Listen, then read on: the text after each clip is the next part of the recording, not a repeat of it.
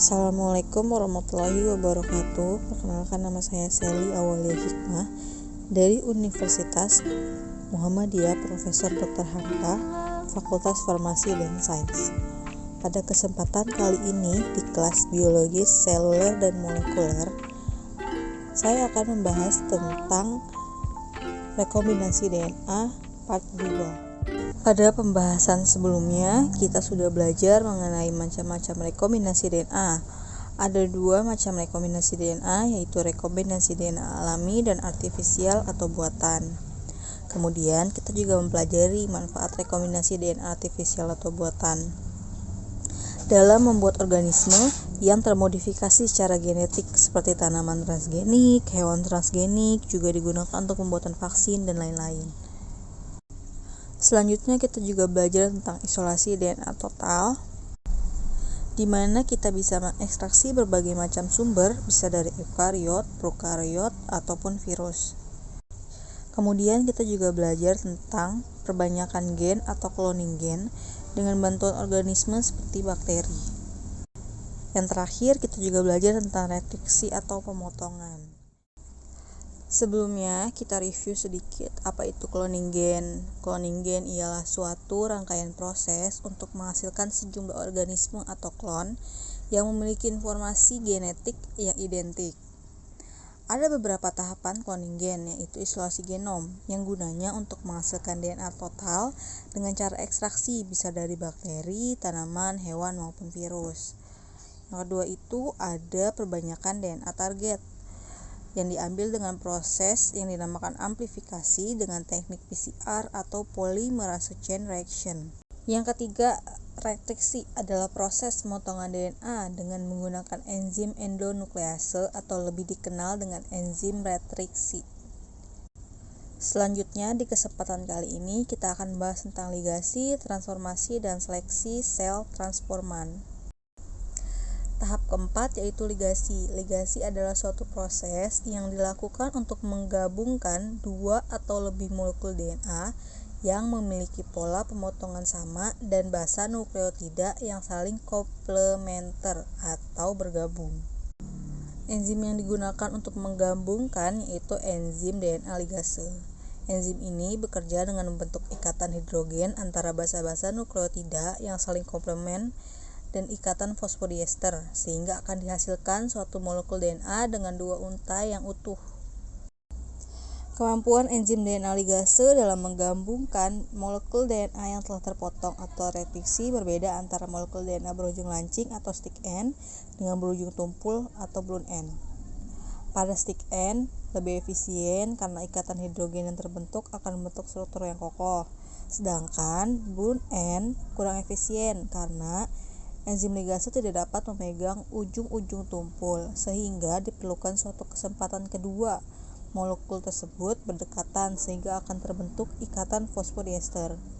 Oleh karena itu, dibutuhkan molekul DNA yang lebih besar konsentrasinya pada ujung tumpul. Tahap selanjutnya yaitu transformasi. Transformasi adalah proses introduksi atau pemaparan atau memasukkan molekul DNA pada sel inang yang dapat terjadi secara alamiah. Pada cloning, transformasi dilakukan untuk memasukkan molekul DNA rekombinan ke dalam sel inang atau artificial transformation. Hasil akhir yaitu sel-sel prokariot atau eukariot yang memiliki informasi genetik yang sama atau klon. Di sini sel inang yang digunakan yaitu bakteri. Yang bulat-bulat ini adalah produk ligasi, di mana yang berwarna biru adalah plasmid, yang berwarna merah yaitu DNA target yang dimasukkan ke dalam sel prokariot maupun eukariot. Sel inang untuk cloning itu telah beragam, yang pada awalnya dikembangkan hanya sel inang berupa bakteri, namun pada saat ini telah banyak juga sel-sel inang berupa organisme eukariot seperti yeast. Pada umumnya, sel yang akan dimasukkan ke DNA rekombinan harus dibuat menjadi siap atau dikenal dengan kompeten, sehingga sel inang tersebut dikenal dengan istilah kompeten sel. Sel kompeten dapat diperoleh dengan mengkondisikan sel pada suatu lingkungan yang akan membuat sel tersebut lebih mudah tersisipi oleh molekul DNA.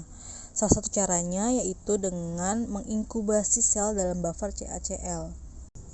Jadi pada gambar di bawah, yang ini tuh sebagai sel-sel bakteri prokariot atau eukariot yang akan dispin atau disentrifugasi sehingga akan mendapatkan pelet bakteri yang kemudian akan dilarutkan dengan penambahan CaCl2 dalam konsentrasi tertentu. Baru setelah itu ditambahkan gliserol yang tujuannya agar stabil dalam penyimpanan. Kemudian dimasukkan ke dalam tub-tub kecil yang akan disimpan di suhu minus 80 derajat Celcius, yang mana hasilnya akan digunakan sebagai inang di tahap transformasi.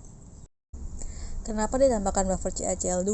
Karena buffer CaCl2 itu akan menyebabkan membran sel lebih fleksibel dan DNA rekombinan akan berkumpul di daerah area membran sel, sehingga DNA rekombinan dapat masuk ke dalam sel lebih mudah. Pada foto di samping, contohnya E. coli yang tidak kompeten, membran sel yang tidak fleksibel menyebabkan produk ligasi tidak bisa masuk ke dalam membran sel. Sedangkan E. coli yang kompeten, membran selnya lebih fleksibel, sehingga produk ligasi bisa masuk ke dalam membran sel. Pada transformasi, metode yang digunakan metode kejut panas, metode yang memasukkan DNA rekombinan dengan menggunakan perubahan temperatur yang sangat cepat.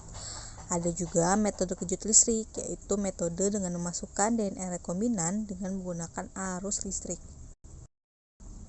Jadi perlakuan inkubasi pada suhu 40 derajat Celcius diduga menyebabkan DNA rekombinan yang sudah terkumpul di area membran sel dapat masuk ke dalam sel yang membran selnya dibuat menjadi fleksibel. Sedangkan perlakuan inkubasi pada suhu dingin diduga menyebabkan membran sel kembali memiliki fleksibilitas seperti semula.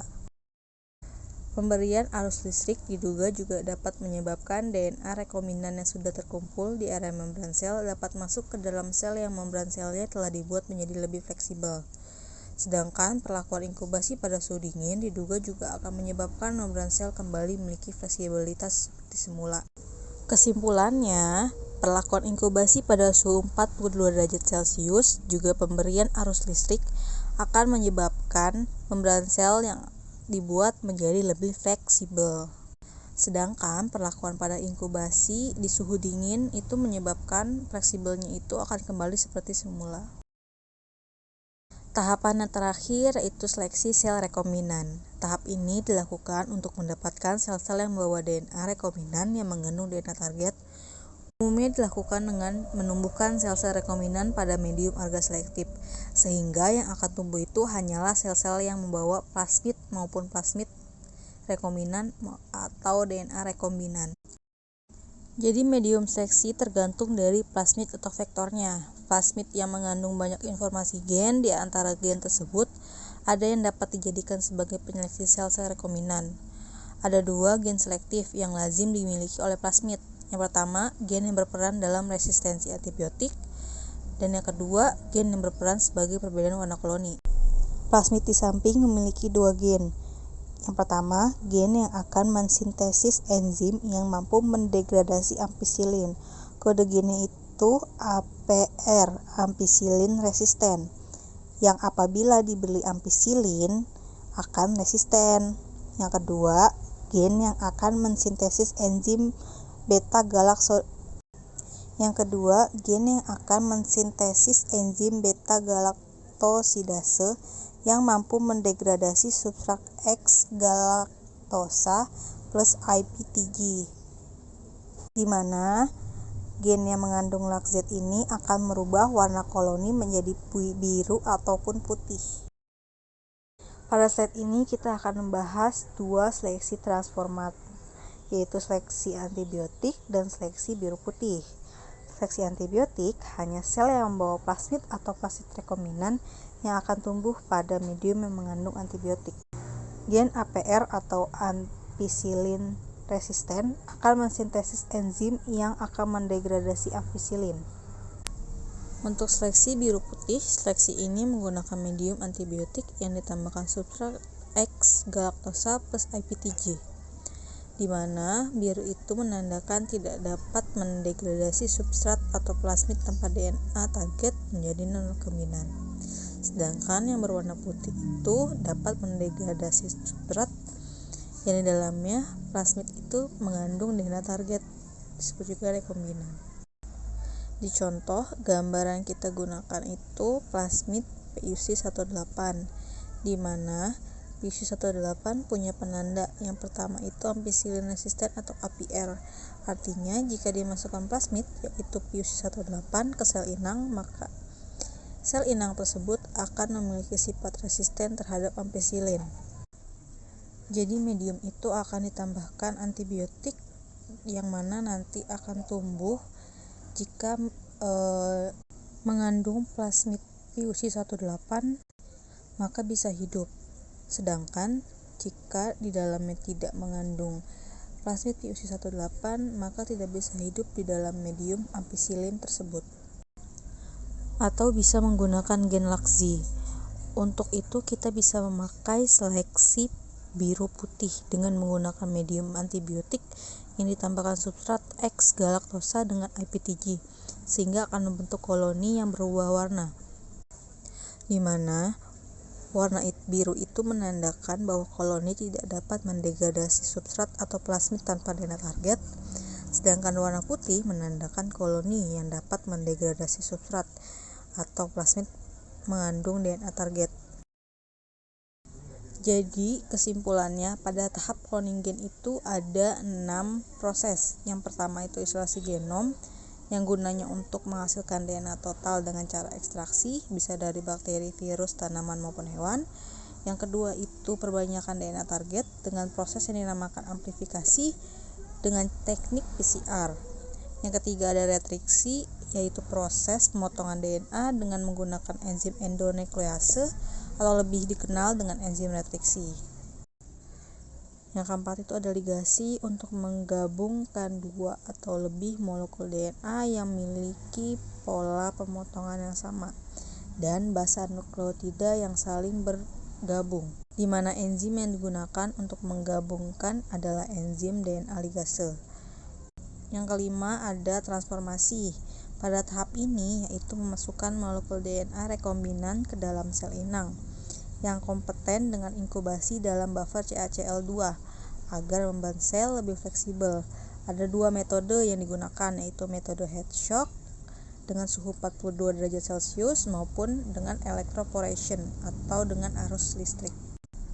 Yang terakhir seleksi sel rekombinan. Di tahap ini umumnya menumbuhkan sel rekombinan pada medium agar selektif yang tumbuh hanya sel yang mengandung DNA rekombinan saja. Dan ada 2 seleksi transforman, yaitu seleksi antibiotik maupun seleksi biru putih, di mana biru menandakan koloni tidak dapat mendegradasi substrat dan yang putih itu menandakan koloni dapat mendegradasi substrat. Sekian pemaparan dari saya pada kesempatan kali ini di kelas biologi seluler dan molekuler dengan tema rekombinasi DNA part 2. Mohon maaf apabila ada salah pengucapan maupun penulisan.